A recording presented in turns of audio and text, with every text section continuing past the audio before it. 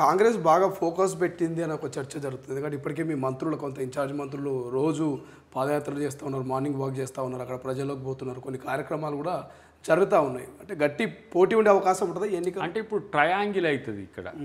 ఇది ట్రయాంగిల్ అప్పుడు కొంత కన్ఫ్యూజన్ ఉంటుంది ఓటర్. అట్లాంటప్పుడు వాళ్ళను ఏ విధంగా మనం చేస్తున్న కార్యక్రమాలు ఏంది చేయబోతున్నాయి చెప్పడానికి చేసే ప్రయత్నమే అంతే. కాబట్టి ఇప్పుడు కంటోన్మెంట్ కూడా ఏముండే వాళ్ళకు టీఆర్ఎస్ సీటే గెలుస్తాం, మేమే గెలుస్తాం అనే ఆలోచన ఉండే. కానీ అక్కడ గణేష్ గారు ఎట్లా గెలిచింది కాంగ్రెస్. కాబట్టి హైదరాబాద్లో ఇప్పుడు కేటీఆర్ హైదరాబాద్కు సంబంధించి వరకే మున్సిపల్ శాఖ మంత్రిగా చేసిండు కాబట్టి ఓట్లు వచ్చినాయని చెప్పుకుంటున్నారు కదా. మరి కంటోన్మెంట్ ఎందుకు పోయిందని చెప్పిండ్రు వాళ్ళు ఏమన్నా? అక్కడ కూడా సానుభూతి ఉన్నది కదా. సోదరి చనిపోవడం దురదృష్టకరమైనప్పటికి కూడా అక్కడ కూడా మీరు గెలవలేకపోయిన పరిస్థితి ఏందో మీరు ఆత్మపరిశీలన చేసుకోండి. ఇక్కడ కూడా వారి మీద సానుభూతే ఉన్నది. కానీ రాజకీయాలకు వచ్చే వరకు ఇప్పుడు సమస్య ఏంది, వాళ్ళకు జూబ్లీహిల్స్కి మంచి నాయకత్వం కావాల్సిన అవసరం ఉంటుంది ఫ్యూచర్ కొరకు. ఆయన యంగ్గానే ఉన్నాడు, భవిష్యత్తులో మాకు మంచిగా ఉపయోగపడతారని ప్రజలు తనకు యాక్సెప్టెన్స్ ఇచ్చిండ్రు. ఇప్పుడు న్యూ లీడర్ని ఎంచుకుంటారు కాబట్టి ఆ న్యూ లీడర్ని మేము జూబ్లీహిల్స్కి ఫిట్ అయ్యే ఒక నాయకుడు వస్తాడు, డెఫినెట్గా అది కాంగ్రెస్ పార్టీ విజయం సాధిస్తుందనే నమ్మకం అయితే మాకుంది. గత 2-3 రోజుల నుంచి అనుకోని రీతిలో వర్షాలు పడుతున్నాయి. ఒక రకంగా చెప్పాలంటే క్లౌడ్ బస్ట్ అనే ఒక చర్చ కూడా జరుగుతున్నది. హైదరాబాద్ అతలాకుతలం అవుతుంది. ఒక 2-3 కూడా కొట్టుకుపోయారు, వాళ్ళ డెడ్ బాడీలు కూడా దొరకనటువంటి పరిస్థితి. ఏం చెప్తారు? గతంలో 10 ఏళ్ల పాటు కూడా హైదరాబాద్ నగరం అభివృద్ధి అని చెప్పారు, కానీ ఈ నాలాలు, ఈ నీళ్లు, ఈ ప్రాణాలు పోవడం ఇవన్నీ మనం గతంలో చూస్తాం. కార్లు సైతం పడవలేనటువంటి సంఘటనలు. సో ఇప్పుడు మీరు వచ్చి 2 ఏళ్ళు అవుతున్నది, ఏమన్నా కొంత మార్పు వచ్చే అవకాశం ఉందా? ఈ నిన్నమొన్నటి జరిగినటువంటి ఈ ప్రాణ నష్టం గురించి ప్రభుత్వం ఎటువంటి బాధ్యత వహిస్తుంది? ఇప్పటికైనా హైడ్రా అవసరమా కాదా అని చెప్పమనండి. అలా ఇంత జరుగుతుందిగా, ప్రజల్ని కూడా నేను అడుగుతున్నా, ఇప్పటికైనా హైడ్రా అనేది అవసరమా కాదా? మనం రోడ్లను ఆక్యుపై చేసుకుందాం, నాలాలను ఆక్యుపై చేసుకుందాం, చెరువులను ఆక్యుపై చేసుకుందాం అనేటోళ్ళ వైపునే ఉందామా ఇప్పటికీ? ఇప్పుడు నీరు పడితే మా ఎదురుగా బిల్డింగే చూస్తున్నా కదా, చెరువు అవుతుంది. అది క్లౌడ్ బరెస్ట్ అనేదేమో చిన్నది. ఓకే, ఇప్పుడు లానినా ఎఫెక్ట్తో పెద్ద ఎత్తున ప్రపంచవ్యాప్తంగానే దక్షిణ ధ్రువం ఉత్తర ధ్రువంలో ఉన్న మార్పులు చాలా పెద్ద ఎత్తున ఉంటాయి. ఒకవైపు ఏమో సునామీలు, ఇంకొక వైపు ఏమో వర్షాలు, అధిక వర్షాలు. సునామీలతో ఒక ప్రాంతం, వర్షాలతో ఒక ప్రాంతం. ఇది 12 సంవత్సరాలకు ఒకసారి, అంటే 4 సంవత్సరాలు 4 సంవత్సరాలు 4 సంవత్సరాలు ఇట్లా ఉంటుంది. ఎల్నినా లానినా ఎఫెక్ట్తో ఇప్పుడు లానినాలో ఎక్కువ వర్షాలు వస్తాయి, ఎల్నినాలో మొత్తం ఎండలు లేదంటే స్కేర్స్ ఉంటుంది. ఈ పరిస్థితిని అధిగమించాలంటే ఇప్పుడున్న పద్ధతిలో హైదరాబాద్ ఉన్నా, ఢిల్లీ ఉన్నా, ముంబై ఉన్నా, చెన్నై ఉన్నా ఇదే పరిస్థితి. మేము ఇక్కడి నుంచి ఏమో వర్షం పడుతున్నది చూస్తున్నా, కానీ నేను కింద ఉన్న బస్తీ గురించి ఆలోచిస్తున్నా. అక్కడ ఉన్న గుడిసెల వాళ్ళ పరిస్థితి ఏంది, ఇంత సెంటీమీటర్ల నీళ్ళు వస్తే. కొంతమందికి ఏమో పై అంతస్తులో ఉన్న వాళ్ళకు, పెద్దలకు, ఆగర్భ శ్రీమంతులకు, వాళ్ళకేమో వర్షం ఇప్పుడు ఒక ఏమంటాము, ఒక ఎంజాయ్మెంట్. కానీ పేదవాడి గురించి ఆలోచించాలి, ఇది హైడ్రా ఆలోచిస్తున్నది. కాబట్టి ఇప్పుడు ఈడ జరుగుతున్న అంశాలు ఏవైతే ఉన్నాయో, కొత్తగా నిర్మించబడుతున్న హైదరాబాదుకు కూడా, అంటే ఎక్స్టెండ్ అవుతున్న హైదరాబాద్లో కూడా హైడ్రా ఇంపాక్ట్ పడుతుంది.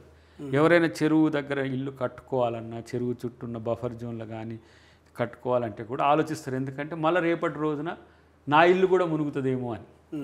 ఇప్పుడు ఆ 3 చనిపోయిన పరిస్థితి ఉన్నది. కొన్ని నాలాలకు అసలు అతిగతి లేని పరిస్థితిలో కూడా మనం చూస్తున్నాం.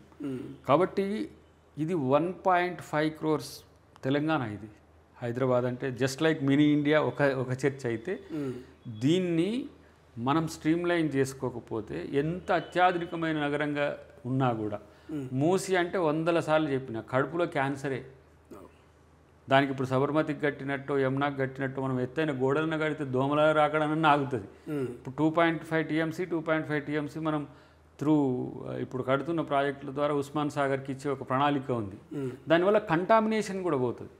ఇక్కడ అంటే నీటిలో కాలుష్యం ఎస్టీపీలతో పోయేది ఒకటైతే, ఈ ఫ్రెష్ వాటర్తో ఎవ్రీ 1 month 2 monthsకి మనం 0.10 TMC అంటే మీన్స్ 10 ఏమంటారు దాన్ని ఎట్లా చెప్పాలో కరెక్ట్గా, ఒక టీఎంసీలో 10వ వంతును వదులుకుంటూ పోయినా కూడా నది మొత్తం కొట్టుకోబోతుంది, మురికంతా కొట్టుకోబోతుంది. ఓకే. సో దాంతోపాటు సరే మిగతా అంశాలు పక్కన పెడదాం, మూసీ నాళాలు కూడా మొత్తం ఎంక్రోచ్ అయి ఉంటాయి.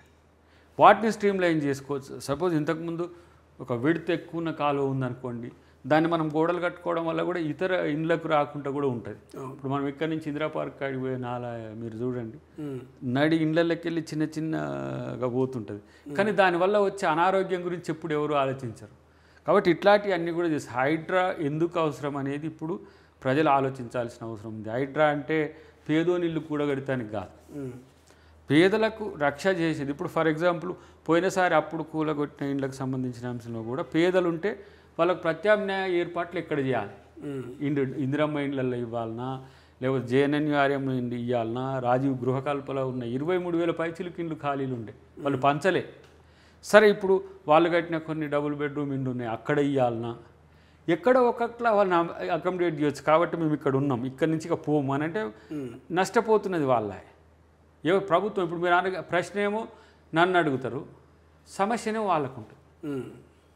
అందుకనే హైదరాబాదును ఇప్పుడు ఫ్యూచర్ సిటీ లేకపోతే ఇంటర్నేషనల్ సిటీ అంటేనేమో వీళ్ళకేమో ఏమంటాం, అంత ఇదేదో పెద్ద వర్గాలకు చేసే ప్రయత్నం చేస్తారు. మరి పేదోన్ని కూడా స్ట్రీమ్ లైన్ చేయాలంటే వాళ్ళకి మంచి ఇండ్లనే కట్టియాలి కదా. ఇప్పుడు మీరు హుసేన్ సాగర్ పక్కన ఉన్న ఇందిరానగర్ మీరు చూడండి, అది బస్తీగా ఉండే, ఇప్పుడు ఒక 3-4 ఫ్లోర్స్తోని కట్టిరు, G+3 సంథింగ్. అక్కడ పోయి చూడండి మంచిగా అయింది. ఇప్పుడు అట్లా మోడల్కి కూడా చూడాలి. అది SC STలకు కేంద్ర ప్రభుత్వం కూడా అర్బన్ హౌసింగ్ మీద ఇచ్చింది. ఆ ఫండ్స్ అన్నీ కూడా పోతున్నాయి, తెచ్చుకోవాలి ఇక్కడ అట్లాంటి బస్తీలు కట్టాలి. ఇప్పుడు నేను అసలు ఒకసారి ఎవరో అధికారి గారి కలిస్తే చెప్పిన, మీరు మూసీ పక్కన ఉన్న వాళ్ళని తీసుకుపోయి ఎక్కడనో వేస్తామంటే కూడా భయపడుతుంటారు కదా. మూసీ పక్కన ఒక 2 ఎకరాలు పెట్టేసి అక్కడ ఉన్న వాళ్ళకి ఆడగట్టండి. ఇప్పుడు మనం బిల్డింగ్స్ వేరే కమర్షియల్ బిల్డింగ్స్ ఎట్లా అనుకుంటున్నామో, గవర్నమెంట్ బిల్డింగ్స్ ఎట్లా అనుకుంటున్నామో, ప్రతి కిలోమీటర్కు 2 కిలోమీటర్లకు ఒక 2 ఎకరాలు 2 ఎకరాలు 3 ఎకరాలు మీరు తీసుకున్న వాళ్ళకి గట్ల అక్కడే ఏటి ఒడ్డునే వాళ్ళు అకామిడేట్ అవుతారు. మళ్ళీ ఒక న్యూ డెవలప్మెంట్ ఏరియాలో వాళ్ళ లైఫ్ ఉంటుంది. కాబట్టి ఈ 2-3 సంవత్సరాలు పని అయ్యేంత వరకైనా వాళ్ళని కన్విన్సింగ్ చేసే దానికి చేయమని చెప్పినాం. తర్వాత ఈ మన బెటర్ హైదరాబాద్, ఇట్లా హైదరాబాద్ మంచి కోసం చేసే కొన్ని స్వచ్ఛంద సేవా సంస్థలు ఉన్నాయి, వాళ్ళు చెప్తే కూడా వింటారు కదా, వాళ్ళని ఎట్లా ఇన్వాల్వ్ చేయాలి. ఇప్పుడు వరదలు ఒక చర్చ, మురుగు ఒక చర్చ, ట్రాఫిక్ ఒక చర్చ, ఇన్ని రకాల చర్చలు చేసుకోవాల్సిన అవసరం ఉంది హైదరాబాద్ అనగానే. ఇప్పుడు ట్రాఫిక్ కూడా ఇప్పుడు నీకు మూసీ నుంచి ఇక్కడి నుంచి అక్కడి వరకు ఒక 18 నుంచి 20 బ్రిడ్జిలు పడితే ట్రాఫిక్ ఎంత ఫ్రీగా ఉంటుంది. మూసీకి అవతల 4 లేన్ ఇవతల 4 లేన్ వస్తే కూడా నేరుగా నార్సింగి నుంచి గట్కేసరికి పోయే పరిస్థితి. ఇక మాకైతే మురికిలో ఒక 30% తగ్గుతుంది. ఇప్పుడు మూసీ ప్రాంతం ఉన్నదంతా ఇప్పుడు జాజిరెడ్డిగూడెం, అరవపల్లి మండలం, ఇటువైపు వస్తే షాయిల్ గౌరవం, అటువైపు వస్తే నోముల అంటే నకరికల్ నియోజకవర్గం వస్తుంది, ఇటు భువనగిరి, రామన్నపేట, అటువైపు మాకు అడ్డగూడూరు ఉంటుంది. అంటే కొన్ని ఏరియాస్ నుంచి వస్తున్న సమస్యలు ఏముంటాయంటే అక్కడ లైఫ్లు కూడా మంచిగా లేవు. హైదరాబాద్ మురుగంతా కూడా నల్గొండ సగం కాసారంగా మారింది. సో అది కూడా స్ట్రీమ్ లైన్ అయింది. కాబట్టే మేము ఏమంటున్నంటే ఈ అకాల వర్షాలతో ప్రాణ నష్టం జరుగుతున్నది. ప్రాణ నష్టానికి నాళాలను మనం స్ట్రీమ్ లైన్ చేసుకోవాలి. నాళాలతో పాటు హైదరాబాద్ మంచిగా ఉండాలంటే హైడ్రా లాంటివి పనిచేయాలి. హైడ్రా ఎందుకు పనిచేయాలంటే నీళ్లు పళ్ళ మెరుగు అని ఒక సామెత ఉంటుంది. మనం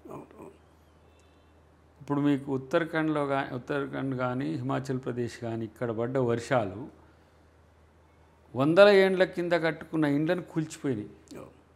అంటే అంత పెద్ద ఎత్తున వర్షము 100 ఏండ్ల క్రితం నుంచి రాలేదు కాబట్టి ఆ ఇండ్లు ఉన్నాయి. ఎట్ ఏ టైం మీకు కొండల మీద పడ్డ వర్షంతో నది నీటి ప్రవాహాన్ని చూసుకుంటుంది, కానీ ఇక్కడ ఇల్లు ఉందని చూసుకొని సైడ్కి పోయేది కాదు కదా. అది ఏదో బ్రేక్ వేసుకుంటానికి అది ప్రకృతి. ఇక్కడ కూడా హైదరాబాద్ కూడా కొన్ని సంవత్సరాల నుంచి ఇంత పెద్ద వర్షాలు లేవు. ఇంత 11 మిల్లీమీటర్స్ పడడం అనేది చాలా రికార్డుగా చూసేది. ఒక్కో సందర్భంలో 18, 21 దాటుతున్నది. దాన్ని తట్టుకోవాలంటే నగరాన్ని ఆధునికంగా మనం కొత్త పద్ధతులు ఏవైతే వచ్చినాయో వాటిని నిర్మించాలి. అట్లని చెప్పి ఊరికనే పేదల ఇండ్లు కొట్టేద్దాము, బజార్లో ఉండే ఇండ్లు కాకుండా మంచి వాళ్ళకు కూడా నష్టం జరగకుండా చేసే ఒక ప్రయత్నం చేయాల్సిన అవసరం ఉంది. దీనివల్ల ఇంకా పోయినసారి కంటే ఇప్పుడు ప్రాణ నష్టం తక్కువ జరుగుతున్నది. కొంతమంది ఆచూకే తెలియలేదు, కొన్ని నాళాల్లో పడిపోయినాయి. అట్లా కాకుండా మనం ఎక్కడికైనా రోడ్డు ఉంటుంది అంటట్టు ఉండాలి. రోడ్డు మీద పడవ వేసుకునేటట్టుగా నీళ్ళు లేకుండా చేయాలంటే డెఫినెట్గా హైడ్రా లాంటివి పని చేయాల్సిన అవసరం ఉంది. హైడ్రా ఎవరింట్లో కూలగొట్టడానికి లేదు. అది హైదరాబాదును మరింత ఆధునికంగా నిర్మించడానికి, నగర పౌరులకు మంచి ఒక రోడ్డు రవాణాతో పాటు ఇండ్ల సౌకర్యాన్ని కూడా విలాసవంతంగా ఉంచడానికి, కనీసం సమస్యలు రాకుండా ఉంచేందుకు ఒక ప్రయత్నం వాళ్ళు పోలీస్ స్టేషన్ కూడా పెట్టి, ఇప్పుడు హైడ్రా పోలీస్ స్టేషన్ కూడా పెట్టి అంటే ఇప్పుడు ఈ మిస్ అయినటువంటి 3-4 డెడ్ బాడీలకు సంబంధించి కూడా సో ఏమైనా చర్యలు తీసుకునే అవకాశం ఉంటుందా? మీకున్న అప్డేట్స్ ఏమైనా ఉన్నాయా దాని మీద? ఇప్పుడు నాకున్నది నిన్ననే ఎవరో చెప్తుండే, ఆచూకీ కొరకు వెతకడం ఒక ప్రయత్నం, కంపెన్సేషన్ లాంటివి చేయడం ఒకేది. ఇవి ఒక సమస్య ఏమవుతుంది బ్రదర్, ప్రాణానికి కంపెన్సేషన్ విలువ ఏం కాదు. ఒక ప్రాణం విలువ మనం ఇచ్చే కంపెన్సేషన్ విలువ కాదు. కానీ సమస్య రాకుండా చూసుకోవాల్సిన అవసరం ఉంది. అందుకనే హైదరాబాద్ రోడ్డు మీదకి ఎక్కితే రోడ్డే ఉండాలి, నది ఉండొద్దు. అట్లా చేయాలంటే డెఫినెట్గా ప్రజలు సహకరించాలి. ఎట్ ద సేమ్ టైం ఎవరైతే ఎంకరేజ్ చేసుకుంటారో వాళ్ళు కూడా ఆలోచించాలి. హైదరాబాద్ మంచిగా ఉంటే మేము మంచిగా ఉంటాం. నాకు ఇక్కడ దొరికింది 100 గజాలు వేసేస్తా అని అంటే కథం, దాని సమస్య ఈ 10 ఇండ్లకు పడుతుంది. ఇట్లాంటివి కాకుండా చూసుకోవాల్సిన అవసరం ఉంది. అసలైన తొలి వెలుగు. ఫాలో వాట్సాప్ @తొలి వెలుగు official.